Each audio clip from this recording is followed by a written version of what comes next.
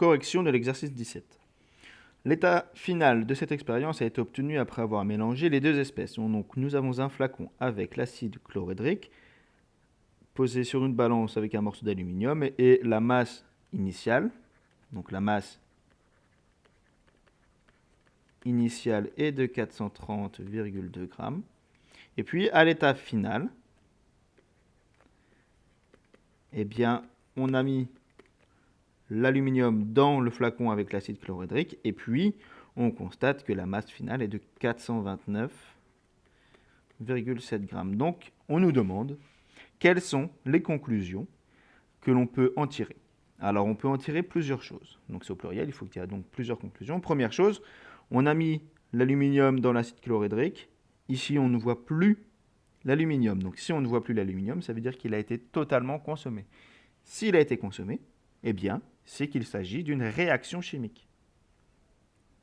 Une réaction chimique, c'est quand on a des espèces présentes au départ qui se transforment en d'autres choses, qui disparaissent. L'aluminium a complètement disparu. Donc on peut dire l'aluminium a été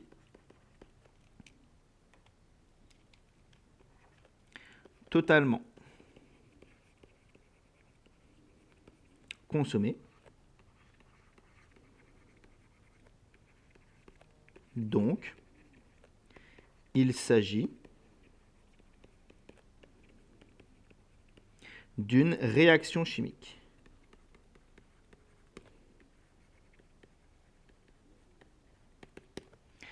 Ensuite, qu'est-ce que l'on peut dire?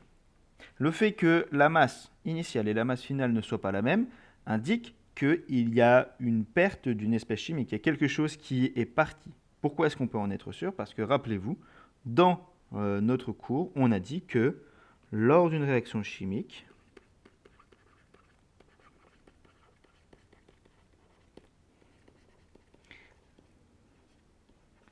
la masse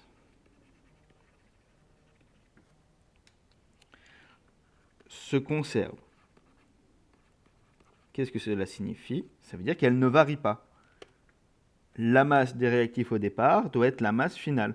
Donc, si j'avais 430,2 grammes de réactifs au départ, je suis obligé d'avoir 430,2 grammes à la fin. Étant donné que je n'ai pas la même chose, la seule solution qui explique cela, c'est qu'une espèce chimique est partie. Quelque chose s'est échappé.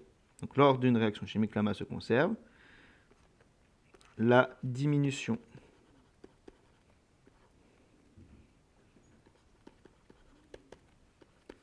de la masse indique